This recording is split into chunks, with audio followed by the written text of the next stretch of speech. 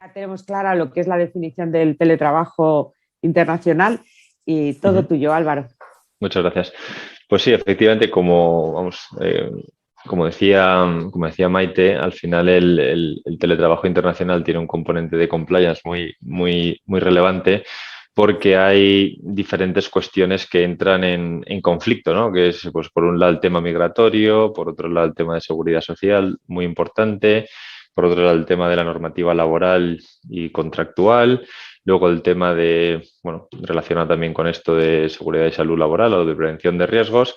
Y por último, que Patricia, que ya nos hablará del tema fiscal, que también es, bueno, muy relevante, sobre todo por las implicaciones que puede tener para el empleador, ¿no? El hecho de permitir tener a teletrabajadores, pues, bueno, en diferentes jurisdicciones. Es una realidad que el teletrabajo internacional, pues, es un hot topic para todos, ¿no? Para las empresas, para nosotros los abogados que estamos aquí asesorando a las empresas en el ámbito del derecho laboral internacional. Y cada día, ¿no? Tenemos un caso diferente en el que se plantea, pues, sobre todo nosotros asesorando mucho a empresas extranjeras que quieren o que tienen trabajadores, y quieren contratar trabajadores para que presten sus servicios de manera remota desde España, ¿no? Claro, esta la nueva realidad que evidentemente, pues, antes del COVID algunas empresas, pues, lo venían haciendo, pero no era tan habitual o era más puntual o por necesidades concretas personales de algunos trabajadores, pues, que tenían parejas, familiares, bueno, estudios o cualquier cuestión, pues tenían que desplazarse al extranjero, pero no era tan frecuente. Bueno, con el COVID, la explosión que tuvimos del teletrabajo, con el que todo el mundo se familiarizó y se demostró, bueno, pues que casi muchos trabajos se pueden realizar en remoto sin necesidad de acudir a una oficina o pudiendo estar en cualquier parte del mundo. Eh, y ha habido ese boom, pero, como decía también antes Ángeles, la normativa, pues, va mucho más atrás de la realidad de las cosas. Eh, entonces, hay una falta total de regulación. Como decíamos antes, desde el FEX, pues, se ha ido trabajando en elaborar un libro blanco en el que analizamos todas estas cuestiones y las diferentes conclusiones que fuimos alcanzando, bueno, cubrían las cuatro grandes áreas que comentaba antes, ¿no? Por un lado, migración, por otro lado, seguridad social, laboral, prevención de riesgos y fiscal, ¿no? Que digamos que son los cuatro o cinco puntos más relevantes a la hora de analizar una situación de teletrabajo internacional. Desde el punto de vista migratorio, es absolutamente fundamental determinar si el empleado tiene derecho y puede legalmente trabajar al país que ha elegido, al que quiere desplazarse. Porque normalmente, fuera del ámbito de la Unión Europea, ya sabemos que dentro de la Unión Europea, pues, está la libertad de movimiento y, bueno, todos los nacionales de un Estado miembro pueden desplazarse sin ningún tipo de problema, y digamos que no hay un control exhaustivo de esa situación. Cualquiera de nosotros podemos irnos a cualquier país europeo con cierta facilidad y podríamos trabajar desde allí, y si no se informa, pues es difícil que alguien se lo detectase. Pero cuando salimos ya de la frontera, de las fronteras de la Unión Europea, y nos vamos a un tercer estado, aquí sí que el teletrabajo internacional resulta más complicado. ¿Por qué? Porque para entrar en un país extranjero, en un tercer estado, solo podemos entrar con un visado de turista o con un visado de trabajo. Y hay una creencia, bueno, os ha venido creyendo que bueno, tú puedes entrar en un estado como turista y que eso te habilita a teletrabajar. Y eso es un error radical, ¿no? Cuando entras como un visado de turista, solo puedes estar en ese estado durante un periodo limitado de tiempo, que eso depende del estado concreto al que te desplaces, puede ser 30 días, 90 días, incluso más, dependerá. Pero las actividades que puedes desarrollar son muy limitadas, ¿no? Normalmente es turismo, visitar familiares o actividades, digamos, laborales, pero muy limitadas, ¿no? Como atender una reunión de trabajo, algo de formación. No te permiten teletrabajar. Lo más parecido que tenemos a una regulación del teletrabajo internacional precisamente ha venido a raíz del tema migratorio, ¿no? Son las Digital Nomad Visas o los visados para los nómadas digitales, que seguramente sabréis ya que ha habido, bueno, un gran número de estados que han empezado a implementar estos visados para los Digital Nomads, que lo que hacen es que permiten a esos teletrabajadores, pues, acceder solicitar un visado de trabajo para residir y trabajar de manera remota desde, bueno, desde estos países. Algunos países que han implementado eso, pues los tenemos más cerquita, como Estonia, Croacia, España, ahora mismo, que luego volveré sobre ello. Con ocasión de la parte fiscal también está trabajando. Ahí hay un proyecto de incluir un visado para nómadas digitales, teletrabajadores. Bueno, hay diferentes países que ya van dando pasos y por lo menos están creando las visas que permiten, bueno, solicitar a estos trabajadores que van a estar prestando servicios de esta manera. Casi todas tienen el mismo esquema. Es, bueno, acreditar que tienes un empleador para el que vienes prestando servicios, que ese empleador no está radicado en ese estado en el que el trabajador quiere teletrabajar, garantizar evidenciar unos ingresos mínimos, eso también depende un poco del estado, para lo que tienen que presentar unas nóminas, y luego normalmente tener un seguro privado, médico privado que cubra las eventuales contingencias que pueda tener el teletrabajador internacional en ese estado. Casi todas, a grandes rasgos, digamos que esos 3 requisitos son los que suelen coincidir en casi todos los visados de nómadas digitales que actualmente tienen los estados. Perdona que te interrumpa, Álvaro. Quería comentar aquí también que ha sido también una decisión sociopolítica de muchos países, porque es una oportunidad para el turismo, y en el caso de Croacia en concreto, y luego otros que estuvimos analizando como Bermudas y Barbados en la época del confinamiento, donde su fuente de ingresos fundamentales es el turismo, pues vino para abajo.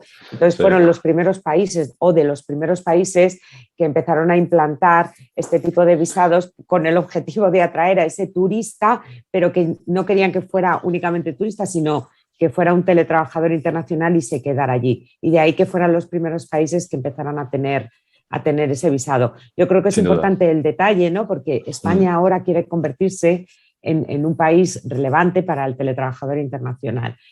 Teniendo en cuenta el teletrabajo ha venido para quedarse, eso lo hemos dicho durante el año pasado. Yo creo que el teletrabajo está, ¿vale? No es que haya venido para quedarse, está. Y se manejará en función de las necesidades. De ahí que desde un punto de vista normativo sea importante. Así que sigamos con lo que nos estabas contando desde el punto de vista de visados, y también yo creo que es importante que los estados tienen que tener un control de alguna manera, ahí está la inspección de trabajo, para saber qué personas están teletrabajando en territorio, ¿no? Absolutamente. Y eso enlaza con la dificultad es cuando te mueves fuera del ámbito de la Unión Europea y necesitas un visado y te vas a un país que no tiene un Digital Nomad Visa, ¿cómo entra ese teletrabajador a trabajar? Ya hemos dicho que como turista no puede teletrabajar y por lo tanto, ¿qué ocurre? Pues ahí va a tener, si la empresa está dispuesta a aceptar esa petición del trabajador de teletrabajar desde un tercer estado, puede que tenga la necesidad de registrarse como empleador no residente para poder, bueno, para que tenga un sponsor local, como alguien tiene que tener un contrato con una entidad local de ese estado al que pretendes ir, o utilizar, que luego también lo mencionaremos brevemente, que igual también lo habéis oído, son los denominados Employer of Records, que son estas empresas que funcionan, bueno, como empleadores formales que no reales de los trabajadores, que operan, bueno, que suelen ser grandes multinacionales, que operan en casi todas las jurisdicciones ofreciendo estos servicios, decir, oye, yo contrato a tu trabajador, pero presta servicios para ti, ¿no? En régimen remoto. Y hay que tener mucho cuidado porque estos Employer of Records pues no son legales, por ejemplo en España no son legales, aunque los tenemos, hay que tener mucho cuidado porque, bueno, pues incurrir en una situación de cesión ilegal con sanciones para las empresas y, bueno, riesgos para las dos partes, sobre todo para la empresa en este caso. Eso desde el punto de vista migratorio, ¿no? O sea que es muy importante tener en cuenta la nacionalidad de la persona, porque, oye, puede ser que si en España podemos tener a lo mejor un nacional indio contratado en España, pero que quiere volver a su país, entonces quiere ir a la India, entonces ahí quizá el problema migratorio no lo tendríamos que con un nacional español que se quiere ir a la India a teletrabajar, porque sí que podrá entrar. Bueno, la nacionalidad es importante, el país de destino evidentemente es muy importante, y luego las actividades que va a desarrollar para que lo que esté haciendo pues no incumpla su visado, y luego la duración, ¿no? O sea, son todos estos aspectos desde el punto de vista migratorio fundamentales a tener en cuenta antes de autorizar una situación de teletrabajo internacional. El siguiente cuestión más relevante y para mí una de las más importantes retos que nos enfrentamos con el teletrabajo internacional es el tema de la seguridad social, ¿no? ¿Dónde debe pagar el empleado y el empleador las cotizaciones a la seguridad social?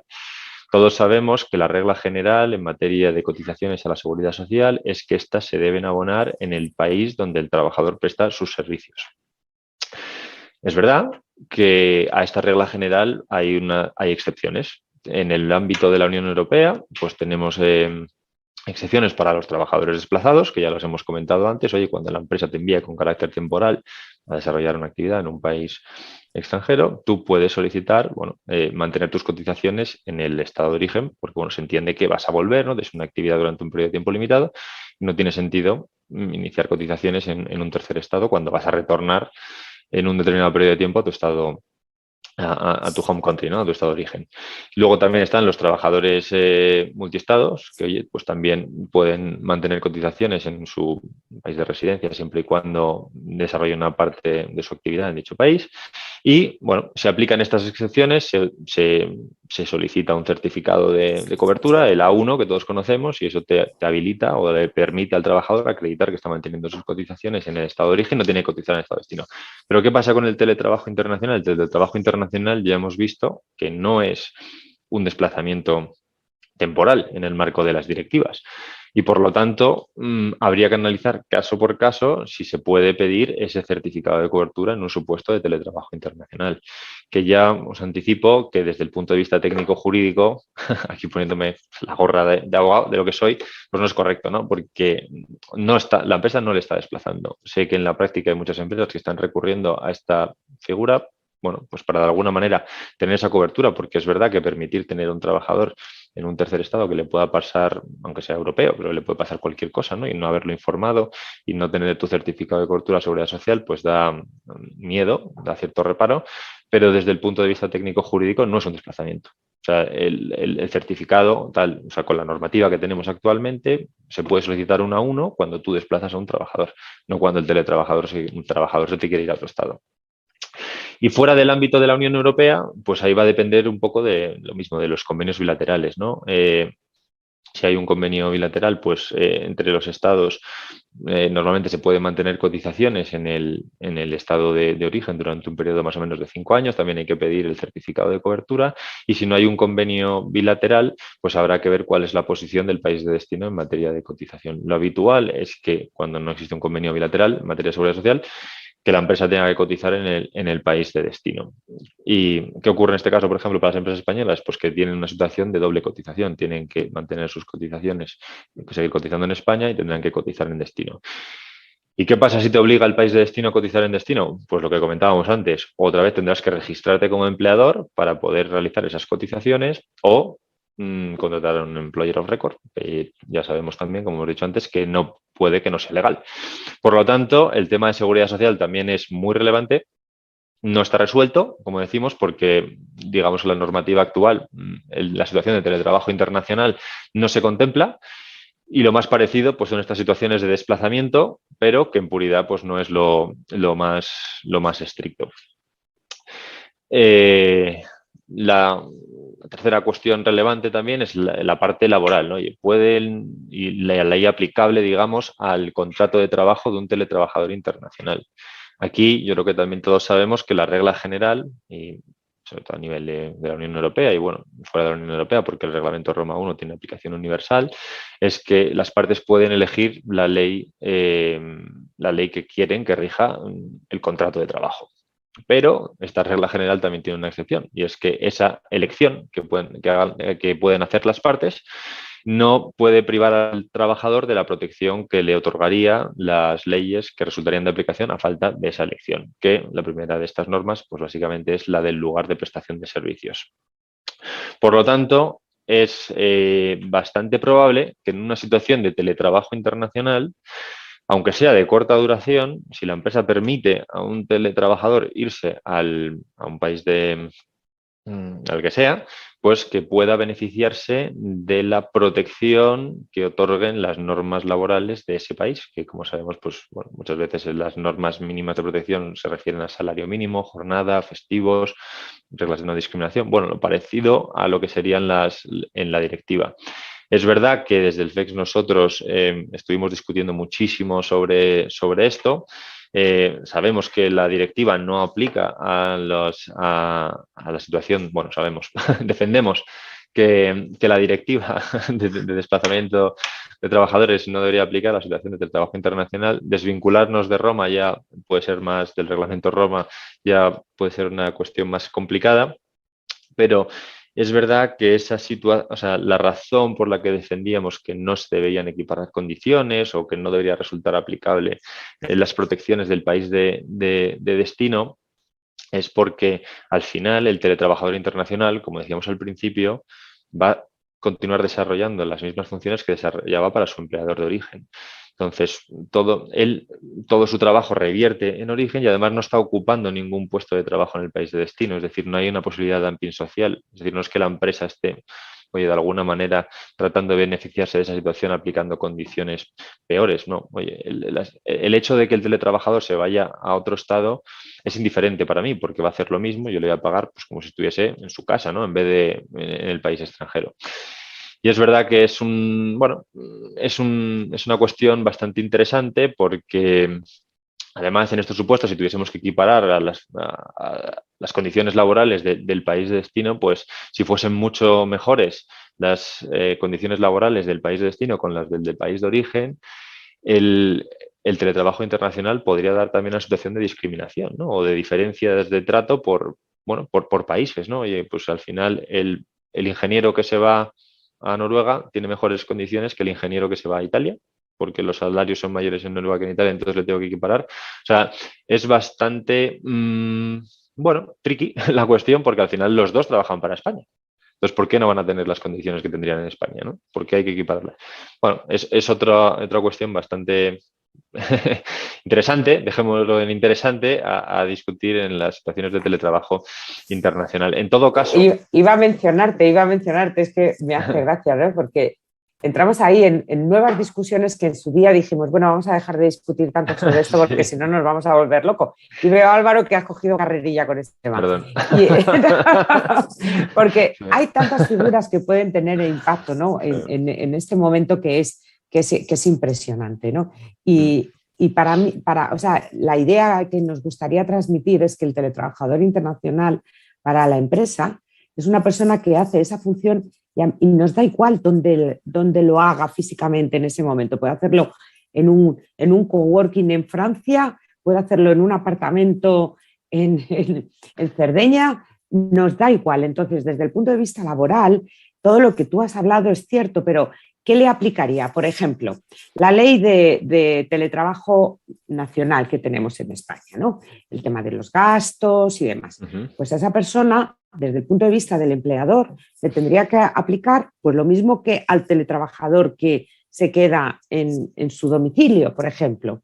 No tendría que tener ningún extra porque esté trabajando en un país distinto al suyo, al de origen, porque eso ya es su decisión, por eso decimos siempre lo del acuerdo voluntario y demás. Es verdad que hay unos trámites hay unos trámites normativos de visados, el tema de seguridad social y demás, que sí que son necesarios y que son propuestas, ¿no? Pero que la aplicabilidad de la norma para no hacer esa diferencia con un trabajador local, si queremos que sigue siendo para nosotros un trabajador que desempeña sus funciones en España, en este caso lo único es que en ese momento pues está en un apartamento en Cerdeña, pero para nosotros desde el punto de vista laboral no tendría por qué tener impacto, ¿no? Desde el punto de vista migratorio tampoco, porque es ciudadano europeo.